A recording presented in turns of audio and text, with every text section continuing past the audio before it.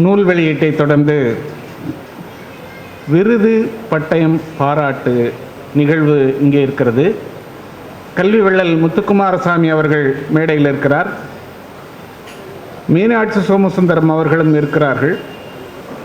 சிறந்த வார இதழ் வாராந்திர செய்தித்தாளாக இருக்கக்கூடிய ஆத்திமாலையினுடைய ஆசிரியர் கே ஜெயச்சந்திரன் அவர்களையும் மேடைக்கு வருமாறு அன்போடு அழைக்கிறோம். அவர்களுக்கான பட்டயமும் பாராட்டும் முதலில் கல்வி வள்ளல் முத்துக்குமாரசாமி அவர்களுக்கு பட்டயமும் பாராட்டும் முதலில் வழங்கப்பட இருக்கிறது. திருமிகு நல்லி அவர்களும் மக்கள் குரல் ஆசிரியர் ராம்ஜி அவர்களும் இணைந்து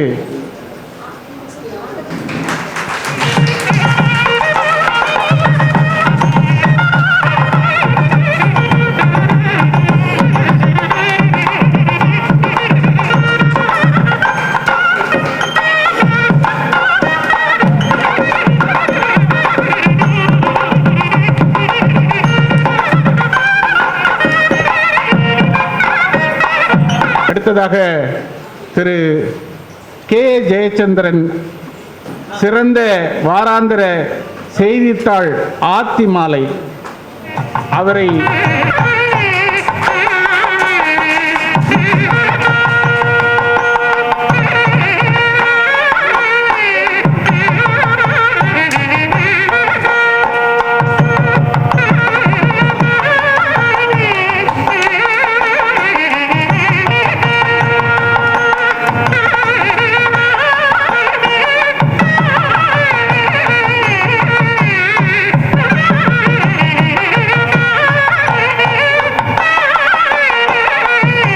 ஒரு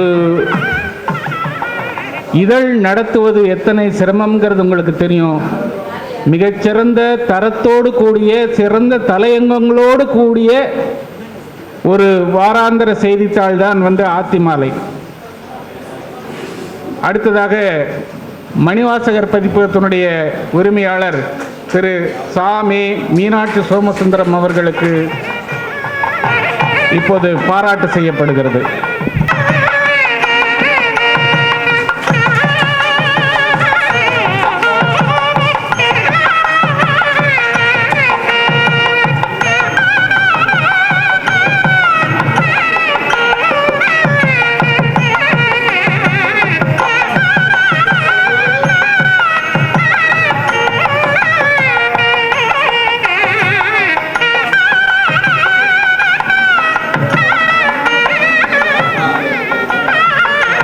இந்த பட்டயம் அவர்கள் தம்பதியருக்கு ஏற்கனவே நம்மளுடைய மன்றத்தில் மாமணி விருதுகள் பெற்றிருக்காங்க. ஆனால் இந்த நூல் பதிப்புகள் என்பது எத்தகைய சிறப்பான ஒரு இதுன்னு தெரியும். நம்ம அந்த மாதிரி நூல்கள் இல்லையேன்னா பழங்கால கதைகளை எங்கேருந்து நம்ம பேச போகிறோம்? அந்த ஒவ்வொரு ஓலைச்சுவடிகளும் பதிப்பாக ஆகியிருக்கிறது. அதை பதிப்பாக ஆனதின் பின்னால் இப்பொழுது அவர்களுடைய சேவையை நாம் பெருமையாக பாராட்டி கொண்டிருக்கிறோம். அதில் சிவனுடைய வடிவிலேயே அந்த பதிப்பை நான் செதுக்கி அவருக்கு இதை சொல்லுகிறேன். எழில்மிகு தமிழகத்தின் தலைநகராம் சென்னையின் மிகச்சிறந்த பதிப்பகமாய் விளங்குகின்ற மணிவாசகர் பதிப்பகம் பெருமைமிகு பாரம்பரியம் மிக்க பயன் தரும் சிறந்த ஆன்மீக நூல்களை வெளியிட்டு தமிழ் வளர் சேவை மனப்பான்மையுடன் திகழும் நிறுவனம் மணிவாசகர் பதிப்பகம் என்று பாராட்டி சிவநேய பேரவையின் இப்பட்டயம் இதன் உரிமையாளர் மணிவிழா கண்ட பதிப்பு செம்மல் திரு ச மெய்யப்பன் அவர்கள் திருமகன் திரு சாமி மீனாட்சி சோமசுந்தரம் அவர்களுக்கு சிவநேய பேரவையால் வழங்கி வாழ்த்தி மகிழ்கின்றது.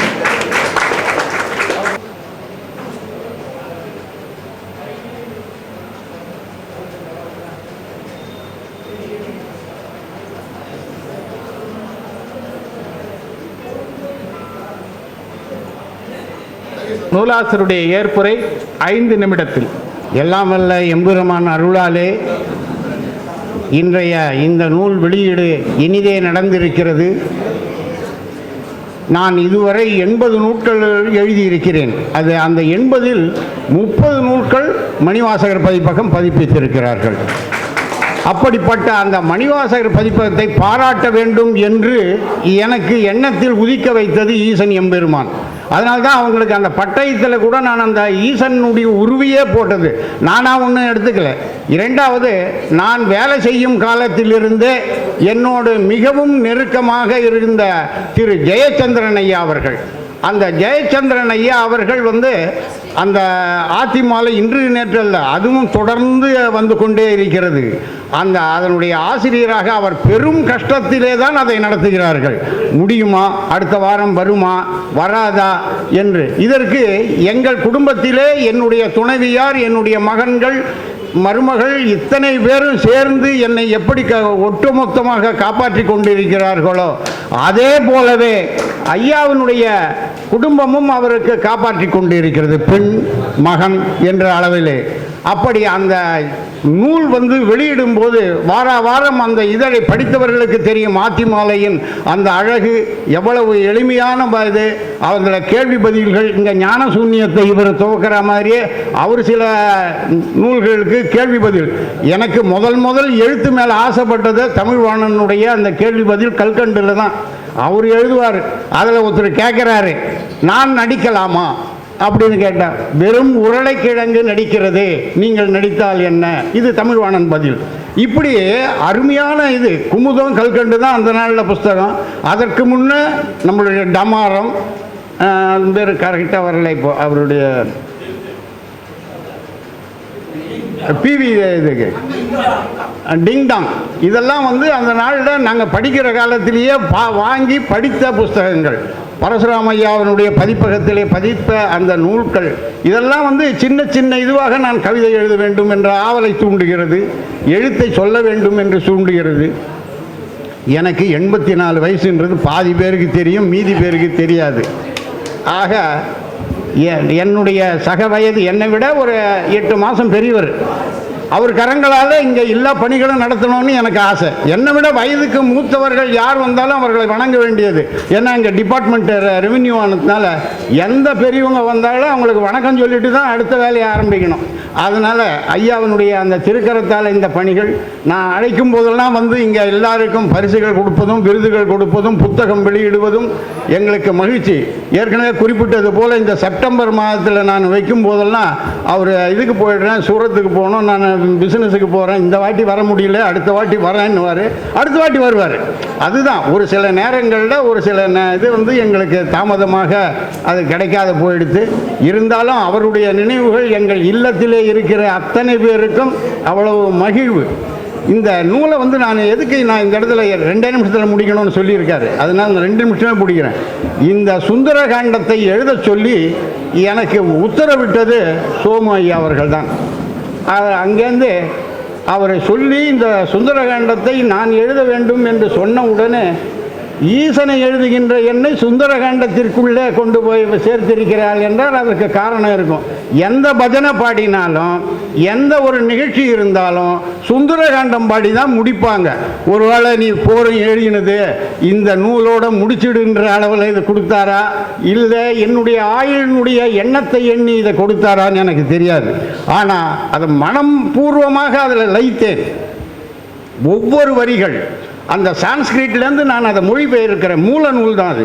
அந்த மூல நூல்லேருந்து சான்ஸ்கிரிட்டில் இருக்கிறத தான் மொழிபெயர்க்க. ஏற்கனவே சிவகீதை நான் வெளியிட்ட அந்த நூல், குருகீதை, இதெல்லாம் சான்ஸ்கிரிட்லேருந்து உழைப்பு. ருத்ரத்திற்கு தமிழே தெரியாத நிறைய சாஸ்திரிங்க இருக்காங்க. இந்த ருத்ரம் ஏன் சொல்லுகிறோம், எதற்காக சொல்லுகிறோம், இதற்கு என்ன அர்த்தம் யாருக்கும் தெரியாது. நீங்கள் ஒன்றா கேட்டு பாருங்கள், எனக்கு தெரியலையே அது ஏன் சொல்லணும், மந்திரம் சொல்லி கொடுத்தா நான் சொல்கிறேன்னாங்க. நான் சொன்னேன் அப்படி தெரிஞ்சுட்டு தெரியாத சொல்லக்கூடாது. ருத்ரத்திற்கு என்னுடைய தமிழ் நூல் வெளியிட்டு இருக்கிறேன். அதை நேற்று கூட ஒருத்தர் கேட்டு வாங்கி போகிறாங்க, என்னை கேட்டிருக்காங்க, நாளைக்கு வாங்கம்மா உங்களுக்கு தரேன்னு சொல்லியிருக்கேன். அவ்வளவு சிறப்பாக என்னை சமஸ்கிருதத்திலிருந்து தமிழிலே வடிக்க வைத்திருப்பது யார் என்றால் எம்பெருமான் ஈசன் தான். ஏன்னா நான் சமஸ்கிருதம் படித்தது இல்லைங்க, ஒரு எழுத்து கூட எனக்கு தெரியாது. என்னால் அதுக்கு அர்த்தம் எப்படி சொல்ல முடியும்? ஆமாம், திருவாசகம் அந்த நூலையும் அவர்கள் தான் வெளியிட்டிருக்காங்க, மணிவாசகர் பதிப்பகத்தில் தான். என்னுடைய அந்த நூல் 1008 பக்கங்களிலே கொடுத்தோம். அப்படி 1008 பக்கங்களிலே அந்த புத்தகத்தை நாங்கள் கொடுக்கும்போது, இதை மணிவாசகர் பதிப்பகம் கொடுக்கும்போது மலிவு பதிப்பாகவே வெளியிட வேண்டும் என்று மிக குறைந்த விலையிலே 350 ரூபாய்க்காக அந்த நூலை வெளியிட்டு இருக்கிறார்கள். அந்த நூல் வெளியிட்டு வரும்போது ஒவ்வொரு வரியும் ஒவ்வொரு அதில் இருக்கக்கூடிய அர்த்தத்தையும் பாமர மக்கள், இப்போ இன்றைக்கி தினத்தந்தின்னா எல்லாருக்கும் புரியும், அந்த வரிகள் படித்தா புரியும். நான் அதில் பெரிய இலக்கணத்தையோ இலக்கியத்தையோ புகுத்தவில்லை. அவர் எம்பெருமான் மாணிக்கவாசக பெருமகனார். அவர் சொல்லியிருக்கிற ஒவ்வொரு மணியான வார்த்தைகளை மக்களுக்குள்ள மனதுக்குள்ளே பதிய வேண்டும் என்பதற்காக அந்த நூல் எழுதியிருக்கிறேன். அந்த நூல் வெளியிட்டதும் அவர்கள்தான். கந்த புராணத்தை பற்றி குறிப்பிட்டார்கள். கந்த புராணம் வெளியிட்டதும் மணிவாசகர் பதிப்பாக தான். இந்த மாதிரி இதில் வெளியிட்டிருக்கிற இந்த புக்குங்களில் உதயம் ராமர்களுடைய எழுத்துக்கு மரியாதை என்கின்ற இதில் என்னுடைய நூல்கள் 3 நூல்கள் அதில் பரிசு பெற்றிருக்கு, முதல் பரிசாக. அது இந்த இடத்துல நினைவு கூற, அதுவும் கந்த புராணம் ஆண்டார்குப்பம் கோவிலில் வெளியிட்ட அந்த முருகன் சன்னிதானத்தில் அந்த நூல் அது அவரால் வெளிப்பட்டது இப்படியா இருக்குது. அதற்கு நம்ம இப்போ பேச்சு இருக்குல்ல இந்த இடத்துல. அவர்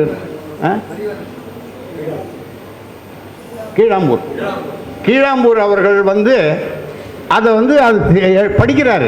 ஒவ்வொரு இதையாக இந்த கந்த புராணத்தை படிச்சுட்டு இது எப்படி இருக்குது, இதில் என்னென்ன இருக்குது, அதுக்கு உள்ள பாடல்கள் என்னென்ன சேர்த்துருக்காரு அப்படின்றதெல்லாம் விளக்கமாக சொல்லி அந்த இடத்துல அவங்க பாராட்டும் போது, நான் எழுதியதை விட அதை ரொம்ப மனசுக்குள்ளே எனக்கு பெரியது. நான் எழுதுறது பெருசு இல்லை, அது அடுத்தவர்கள் இது இவ்வளவு நல்ல காரியம் செய்திருக்கிறது என்று சொல்லும்போது என் மனம் நிறைவாக இருக்கிறது.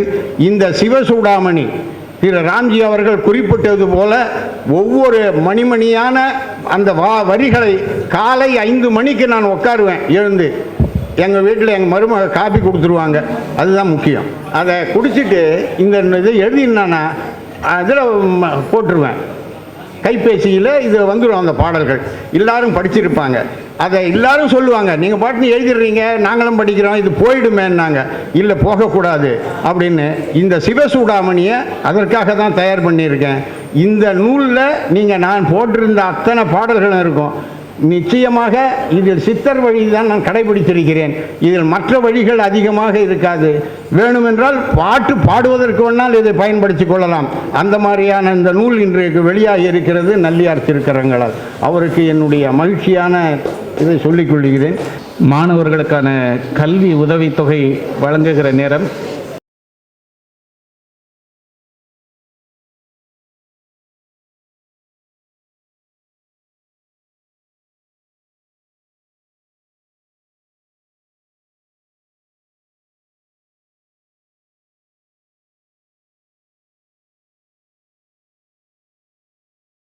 இங்கே மிக சிறப்பாக இந்த நிகழ்ச்சி நடக்கிற போது இந்த சுந்தரகாண்டம் என்ற நூலை ஈசனேசன் மகஸ்ரீ அவர்கள் எழுதியிருக்கிறார்கள். அதற்கு என்னுடைய அணிந்துரையும் அதில் இடம்பெற்றிருக்கிறது என்பது எனக்கு அவர் கொடுத்த சிறப்பு என்று நான் கருதுகிறேன். ஏனென்றால் ஒரு சுந்தரகாண்டம் என்ற ஒரு நூலை, அதுவும் வால்மீகி எழுதிய ராமாயணத்திலிருந்து சுந்தரகாண்டம் பகுதியை அப்படியே 2940 என்று கருதுகிறேன். 2900க்கு மேற்பட்ட ஸ்லோகங்களை முழுமையாக அதை தமிழிலே ஈற்றடியில் மிகச் சிறப்பாக திருக்குறளைப் போல, திருக்குறளாவது 1330, அதற்கு மேலே இது கிட்டத்தட்ட 2900 மேலே எழுதியிருக்கிறார் என்றால் அதை படிக்கிற போது தான் அதனுடைய தமிழ் எவ்வளவு வளமானது என்பது புரியும். நம்முடைய ஈசனேசன் மகஸ்ரீ அவர்கள் எழுதியிருக்கிற அந்த வார்த்தைகள், அதுவும் அந்த வடமொழிக்கு இணையான மொழிபெயர்ப்பாக மட்டுமல்ல, தன்னுடைய சொந்த கவிதையாகவே ஈற்றடியில் அவர் எழுதியிருக்கிற அந்த வரிகளை படித்து பார்க்கிற போது உள்ளபடியே மெய் சிலிர்த்து போகிறது.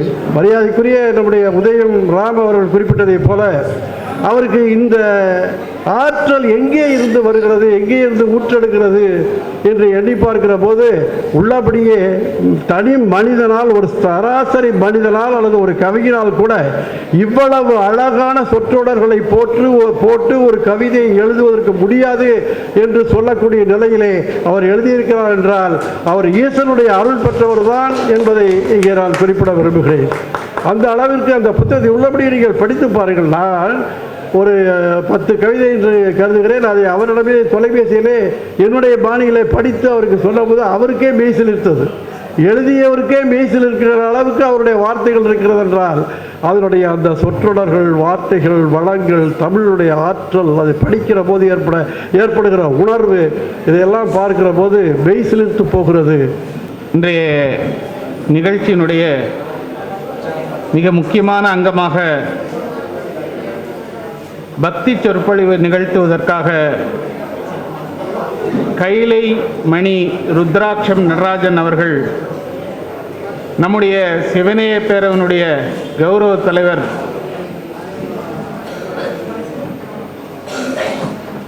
அவர்கள் இங்கே பக்தி சொற்பொழிவை நிகழ்த்துவார்கள்.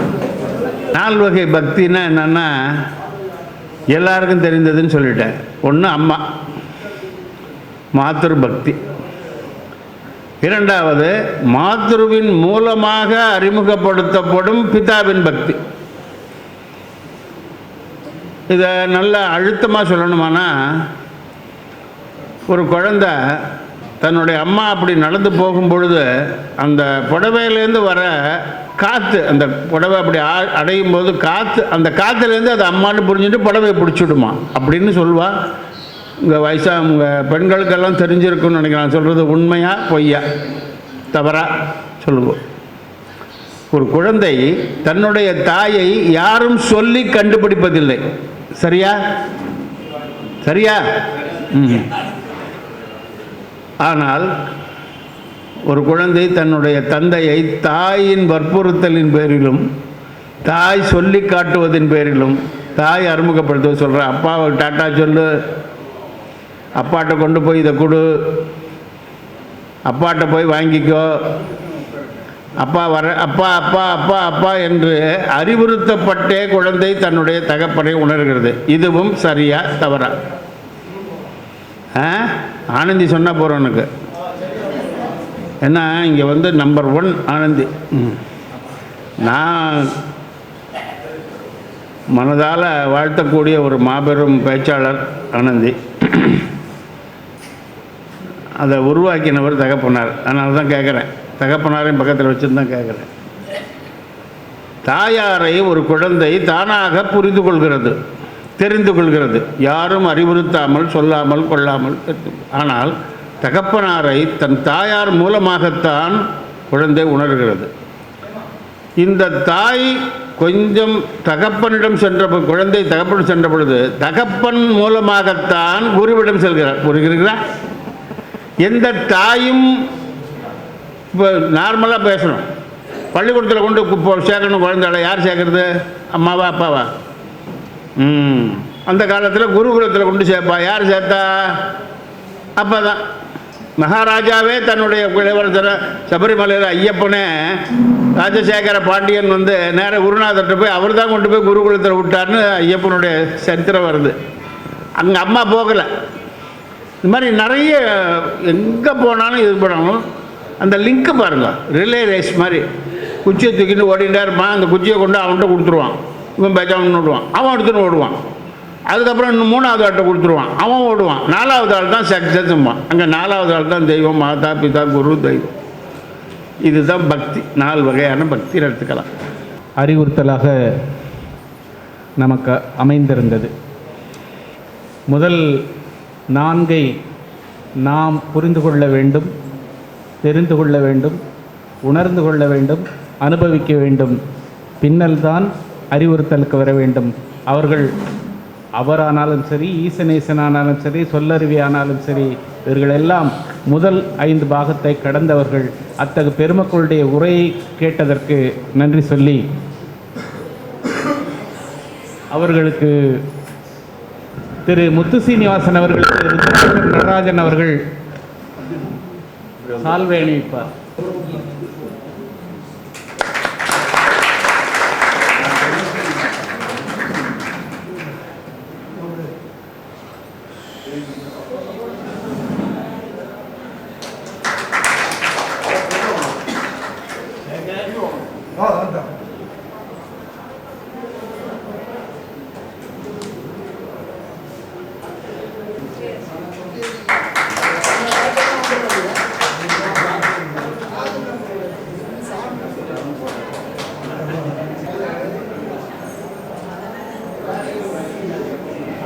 திரு TAS சகஸ்ரநாமம் வழங்கும் மிகுந்த பேரொழி நீ என்கிற இசை சொற்பொழிவு. இவருக்கு மிகப்பெரிய பாரம்பரியம் இருக்கிறது. தன்னுடைய தாத்தா அப்பா என்று மிகப்பெரிய பாரம்பரியம். நீங்களாம் ரொம்ப ஃபேமஸா கேட்டிருக்கக்கூடிய சிங்காரவேலனே தேவா என்கிற பாட்டுல எஸ்ஜானகியோடு இணைந்து நாதஸ்வரம் வாசித்தவர் ராஜரத்னம் பிள்ளை அவர்கள். அந்த ராஜரத்னம் பிள்ளையோடு இணைந்து இவருடைய பாட்டனார் இசை ஆராய்ச்சி செய்திருக்கிறார்.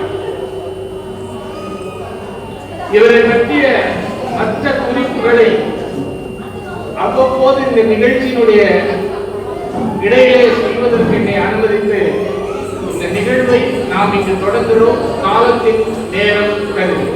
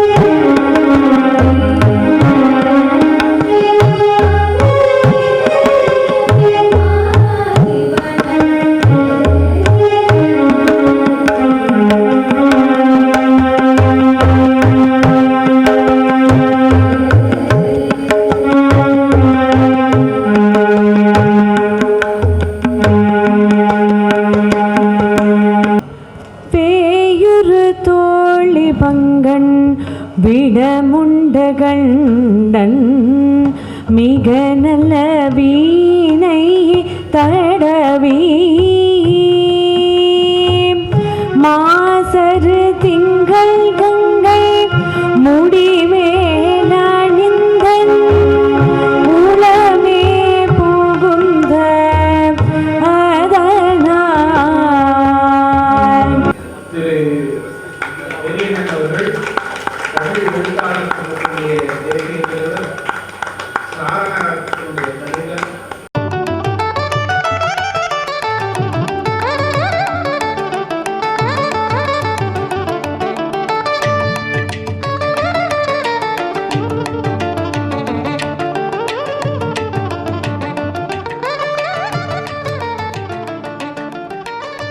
திரு பெரியண்ணன் அவர்களுக்கு மன்றத்தினுடைய தலைவர் அவர்களும் இணைந்து கௌரவம் செய்கிறார்கள். நங்கநல்லூரிலே சிவநேய பேரவை நடத்துகின்ற இந்த விழாவிலே கலந்து கொள்வதிலே மகிழ்ச்சி அடைகிறேன். இன்றைக்கு திடீரென்று செயற்குழு வைத்து விட்டதால் அது செல்ல வேண்டியிருக்கிறது. நம்முடைய ஐயாவினுடைய பேச்சும் இசையும் மிக அருமையாக இருக்கிறது. அது மட்டுமல்ல, மருமகளை வைத்து கொண்டு ஒரு இசை கச்சேரி நடத்துகிறார் என்று சொன்னால் ஒரு பெரிய சாதனை. அந்த சாதனையை நிகழ்த்துகின்ற ஐயா அவர்களையும், தபேலா கலைஞர் அவர்களையும், 2 குழந்தைகளையும் பாராட்டி எனக்கு நல்வாய்ப்பு நல்கியமைக்கு நன்றி பாராட்டி நிறைவு செய்கிறேன். நன்றி, வணக்கம், வாழ்த்துகள். நாட்டிய நிகழ்வு முதலாவதாக அன்னை நாட்டியாலயா பள்ளி மாணவர்கள் இங்கே நாட்டிய நிகழ்வு நடத்துவார்கள். ஸ்ரீ அன்னையே சரணம். ஓம் ஸ்ரீ அன்னையே சரணம்.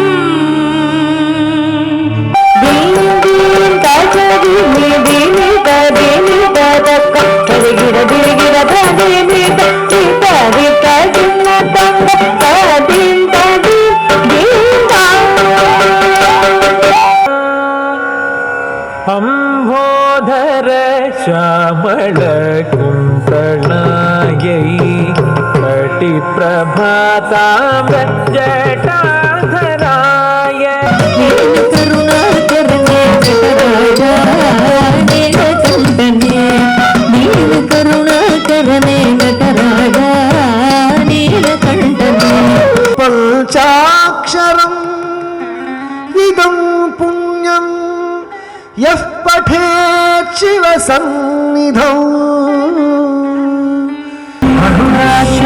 ஈஸ்வரனே ஆதி அந்த மகானே வெம்பாவை மாணிக்கமே ஜோதி எதிரே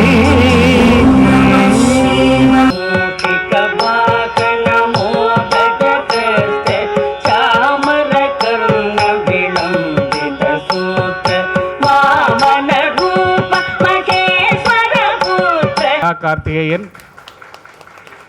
இவங்க பள்ளி வந்து திருவான்மியூர்ல இருந்து வராங்க. இவங்க பள்ளி மாணவிகளும் இந்த போட்டிகள்ல எல்லாம் கலந்துக்கிட்டாங்க. திருவான்மியூர்ல இருந்து வந்திருக்கிறாங்க. மிகச்சிறந்த நாட்டிய கலைஞர் அவங்க. शिवाभरणं घोररूपं पञ्च इन्द्रियतारकं नित्यं जाग्रस्थिते निष्ठं नागनागं आश्रयेऽहम्.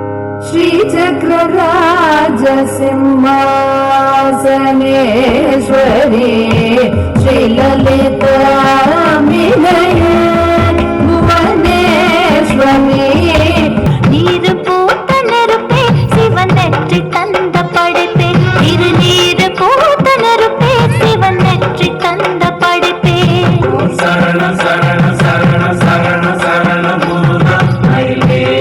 அடுத்ததாக நவரச நாட்டியாலயா பள்ளி மாணவிகள் குரு ஸ்ரீ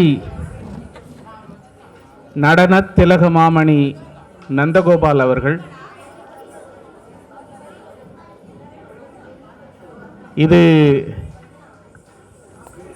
கிட்டத்தட்ட ஒரு நாட்டிய நாடகம் போன்ற ஒரு பாடல். ஆடி முடிந்தாலும் இங்கே அஷ்டலக்ஷ்மிகளை கொண்டாடும் பாடல் இது. जय जय हे मधुसूदन कामिनी धनलक्ष्मी भूतेड पालयम. जय जय हे मधुसूदन कामिनी धनलक्ष्मी भूतेड पालयम.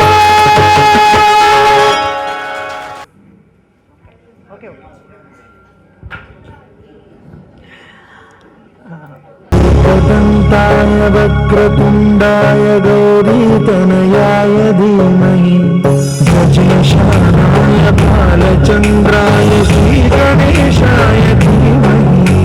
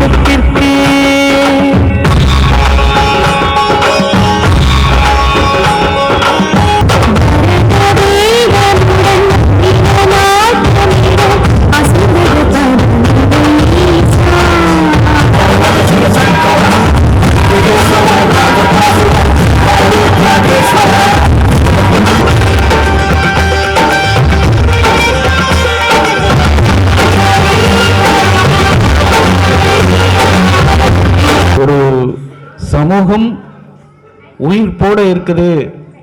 அப்படி என்றால் அந்த சமூகத்தினுடைய மொழி, இலக்கியம், கலை, பண்பாடு இவையெல்லாம் உயிர்ப்போடு இருக்க வேண்டும்.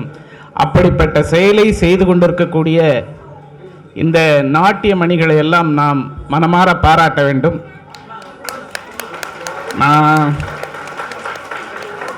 அன்னை நாட்டியாலய பள்ளி மாணவர்கள் மேடைக்கு வரவும், அவர்களோடு இணைந்து அவர்களுடைய குரு நிவேதாரமணி அவர்கள் மேடைக்கு வருமாறு அன்போடு.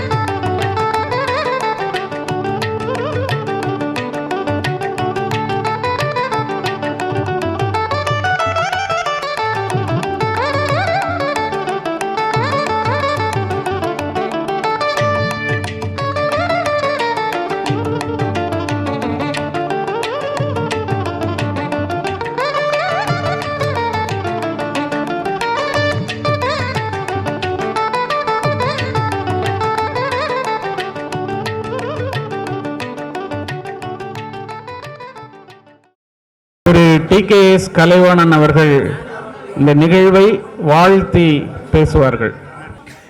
என்னை இங்கே இந்த மாலை நிகழ்விலே ஐயா ஈசனேசன் மகஸ்ரீ அவர்கள் அழைத்த பொழுது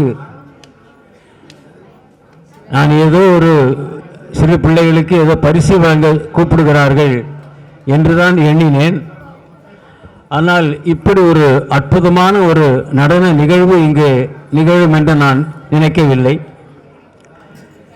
இங்கு வருகை தந்திருக்கிற நீங்கள் அனைவரும் ஒரு புண்ணியசாலிகள் என்றுதான் சொல்ல வேண்டும். ஏனென்றால் கிட்டத்தட்ட ஒரு தேவலோகத்தில் இருக்கும்போது நான் உணர்ந்தேன். இங்கே அமர்ந்து நான் பார்த்து கொண்டிருந்த பொழுது என் கண்களில் என்னை அறியாமல் கண்ணீர் கசிந்தது என்றால் இந்த குழந்தைகள் எந்த அளவுக்கு தெய்வீகமாக இந்த நடனத்தை வழங்கியிருப்பார்கள் என்று நீங்கள் எண்ணி பாருங்கள்.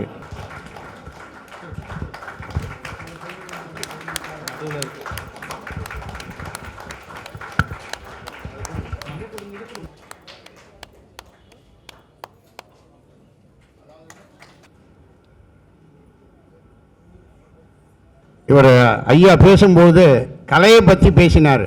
அவரே கலைக்கே வானம். ஆக அவர் இங்கே வர்றது ரொம்ப சிறப்புன்றது என் மனதில் பட்டது. அதனால் இந்த இடத்துல அழைத்தோம். ஔவையாரை பற்றி பேசினார். டிகே சண்முகம் அவர்களுடைய புத்திரன் அவர். அது ரொம்ப பேருக்கு தெரியலன்னா தெரியறதுக்காக தான் இந்த இடத்துல அந்த விளக்கத்தை சொன்னேன். ரொம்ப மகிழ்ச்சியாக இருக்குது. இந்த மாதிரி மகிழ்ச்சிகளை அடிக்கடி எங்களுக்கு தரணும்னு ஐயாவை கேட்டுக்கிறேன்.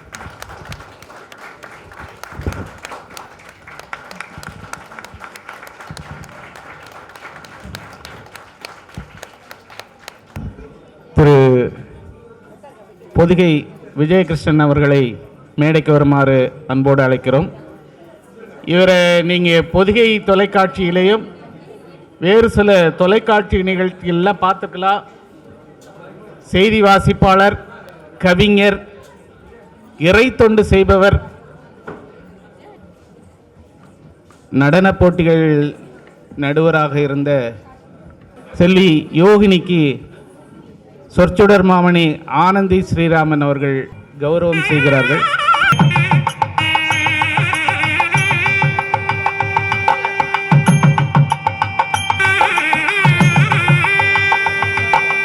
அனைவருக்கும் மாலை வணக்கம்.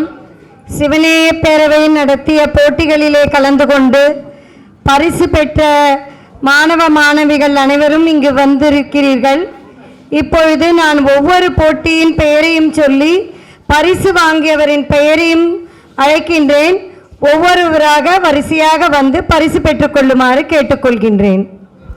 பேச்சு போட்டியில் ஆத்யா வெங்கடேஷ் 6ஆம் வகுப்பு முதல் பரிசு.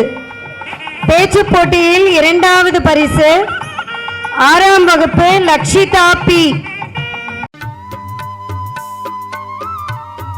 அடுத்து பேச்சு போட்டியில் 3ஆம் பரிசு லிதிகேஷ் பேச்சு போட்டியில் 4ஆம் பரிசு ஜிஷ்ணு. அடுத்து கட்டுரை போட்டி. கட்டுரை போட்டியில் முதல் பரிசு அருள் கார்த்திகேயன் 7ஆம் வகுப்பு.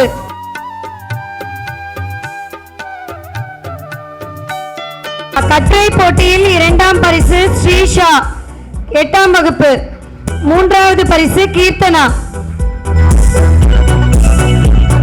கட்டுரை போட்டியில் 4வது பரிசு இந்து மாலினி. 5வது பரிசு நிதிஷ். 3வது பரிசு 3 பேர் பெறாங்க. கீர்த்தனா, இந்து மாலினி, நிதிஷ் 3 பேர் 3வது பரிசு. கீர்த்தனா, இந்து மாலினி, நிதிஷ். அடுத்ததா ஒப்புவித்தல் போட்டி. முதல் பரிசு சாய் சிவானி 5ஆம் வகுப்பு. ஒப்புவித்தல் போட்டி 2ஆம் பரிசு லோபமுத்ரா. ஒப்புவித்தல் போட்டி 3ஆம் பரிசு கியாரா நிகில் காதம். அடுத்தது லோபமுத்ரா. ஒப்புவித்தல் போட்டி 2ஆம் பரிசு லோபமுத்ராவா 6ஆம் வகுப்பு. முதல் பரிசு அச்சுதராம் முதல் பரிசு. 2ஆம் பரிசு 7ஆம் வகுப்பு ஆதர்ஷ். ஒப்புவித்தல் போட்டியில் 3ஆம் பரிசு 8ஆம் வகுப்பு ஹஸ்வந்த். ஹஸ்வந்த் வாங்க.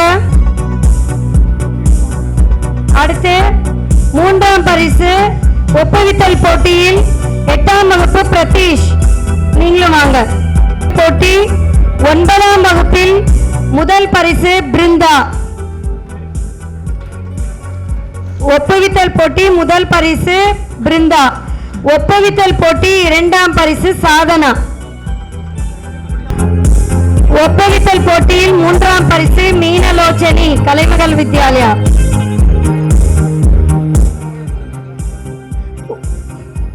ஒப்புவித்தல் போட்டியில் 3ஆம் பரிசு வர்ஷிகா.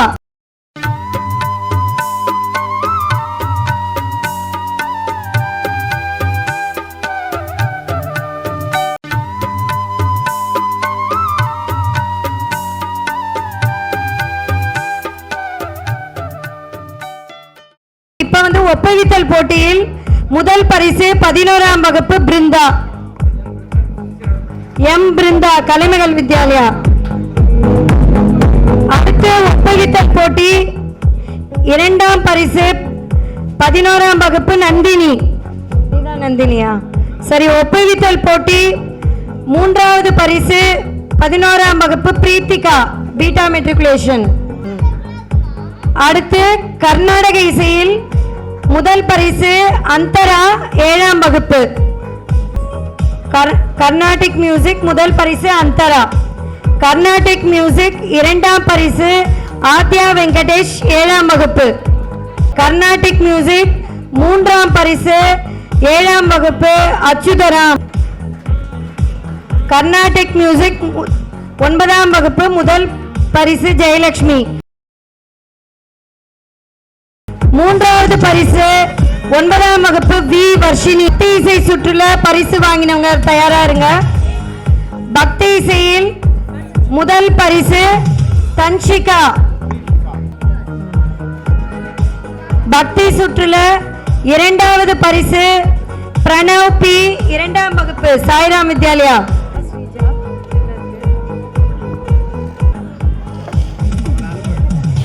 பக்தி சுற்றுல 3வது பரிசு எஸ் மாதங்கி. அடுத்து பக்தி சுற்றுல 3வது பரிசு ஜி ஸ்ரீநிதி. அது முதல் பரிசு தர்ஷினி 7ஆம் வகுப்பு. 2வது பரிசு அவந்திகா. அவந்திகா வந்திருக்கியாமா? ராஜமாதங்கி 3வது பரிசு. 3வது பரிசு சிவானி பக்தி சுற்றுல வந்திருக்கியா? வா. ஃபேன்சி சரி ஓகே. ஃபேன்சி ட்ரெஸ் காம்படிஷன்ல முதல் பரிசு ஆர் ஸ்ரீராம். முதல் பரிசு சாய் யாழினி. வாங்க. ஹரிகரன் வந்திருக்கியாமா? ஃபேன்சி ட்ரெஸ்ஸில் முதல் பரிசு பவிஷா வந்திருக்கியாமா? ஃபர்ஸ்ட் பிரைஸ் இன்னொன்று இருக்கு. தருண் கே வந்திருக்கியாமா? சுபத்ரா எஸ்.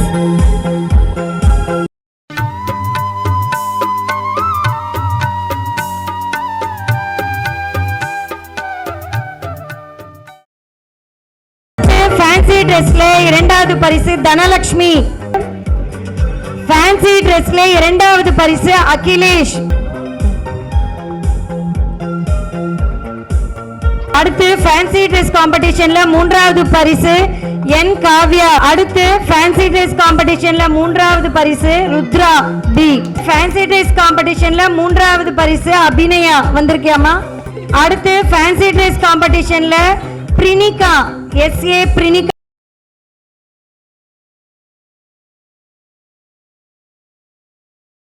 ஓவிய போட்டியில் முதல் பரிசு தீக்ஷா எஸ். ஓவிய போட்டி முதல் பரிசு சனா அஃப்ரின். இரண்டாவது பரிசு காவியஸ்ரீ செல்லம்மாள் வித்யாலயா காவியஸ்ரீ. அடுத்து மூன்றாவது பரிசு ஓவிய போட்டி சாய் ரக்ஷிதா. அடுத்து மூன்றாவது பரிசு வெண்பா. அடுத்து ஓவிய போட்டி மூன்றாவது பரிசு துர்கா தர்ஷினி. ஓவிய போட்டியில் முதல் பரிசு ஹரிணி சாய் மெட்ரிகுலேஷன் ஹரிணிக்கு. ஓவிய போட்டி முதல் பரிசு ஹரிணிக்கு. இரண்டாவது பரிசு மோனிஷ் குமார். ஓவிய போட்டி இரண்டாவது பரிசு Madhuvanthi. Jayapratheeksha Sai modern senior secondary. ஓவிய போட்டி மூன்றாவது பரிசு ஸ்மிதா. ஓவிய போட்டி மூன்றாவது பரிசு அந்தரா. ஓவிய போட்டியில் மூன்றாவது பரிசு கிஷோர் மாடர்ன் சீனியர் செகண்டரி. ஓவிய போட்டி முதல் பரிசு ஆனி ஜெஃபி 12th ஸ்டாண்டர்ட் கலைமகள் வித்யாலயா. ஓவிய போட்டி இரண்டாவது பரிசு ரோகிணி கலைமகள் வித்யாலயா ரோகிணி ஆர் ரோகிணி. ஓவிய போட்டி மூன்றாவது பரிசு வெங்கடேசன். ஓவிய போட்டி நான்காவது பரிசு ஹரிஹினி ஹரிஹினி. அதுவும் 3 தானா? சரி. ஓவிய போட்டி மூன்றாவது பரிசு பிரவீன் 11th ஸ்டாண்டர்ட். கர்நாடக இசை சர்வேஷ். அடுத்து பரதநாட்டியத்தில் பரிசு பெற்றவங்க எல்லாம் தயாரா இருக்கலாம். பரதநாட்டியத்தில் முதல் பரிசு விதர்ஷனா எஸ். சரி, இது முடிச்சிட்டு கூப்பிட்டுலாம். அடுத்து பரதநாட்டியத்தில் இரண்டாவது பரிசு மிதுனா. மூன்றாவது பரிசு பரதநாட்டியம் ஸ்ரீநிதி. அடுத்து பரதநாட்டியத்தில் முதல் பரிசு சனா PM. அடுத்து பரதநாட்டியம் இரண்டாம் பரிசு சுனந்தா எஸ். சுனந்தா. பரதநாட்டியம் மூன்றாவது பரிசு சந்தியா. கைத்தட்டலாமே. அடுத்தது பரதநாட்டியம் மூன்றாவது பரிசு ராஜராஜேஸ்வரி.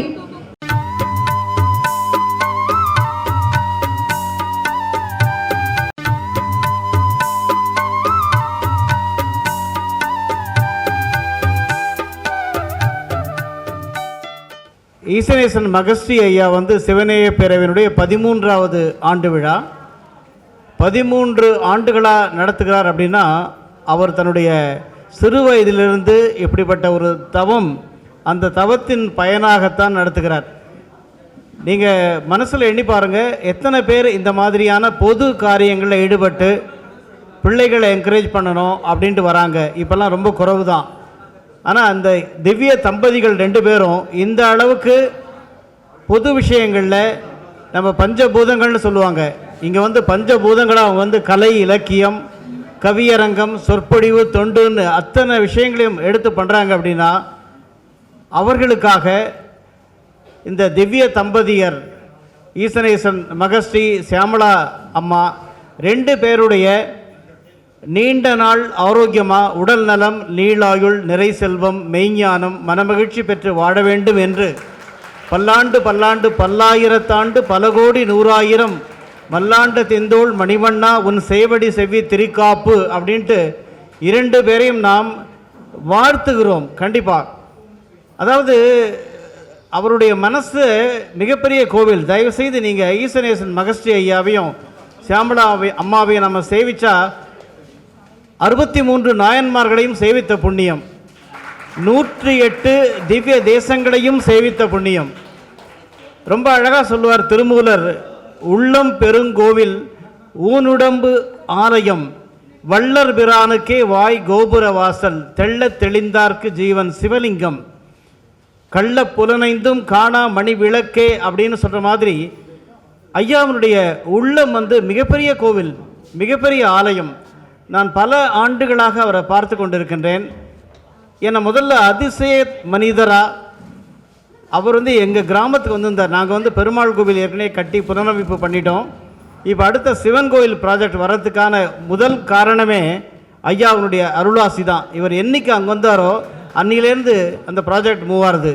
திரு ஆறுமுக ஆச்சாரி அவர்கள் முதலாவதாக 500 ரூபாய் அளித்து அந்த கார்பஸ் ஃபண்டை துவக்கி வச்சிருக்கிறார். நிகழ்ச்சியின் வெற்றிக்கு உறுதுணையாக இருந்ததில் ஒளி அமைப்பு மற்றும் ஒளிப்படம் பதிவு செய்தவர்கள் அனைவரையும் மேடைக்கு வருமாறு அன்போடு அழைக்கிறோம்.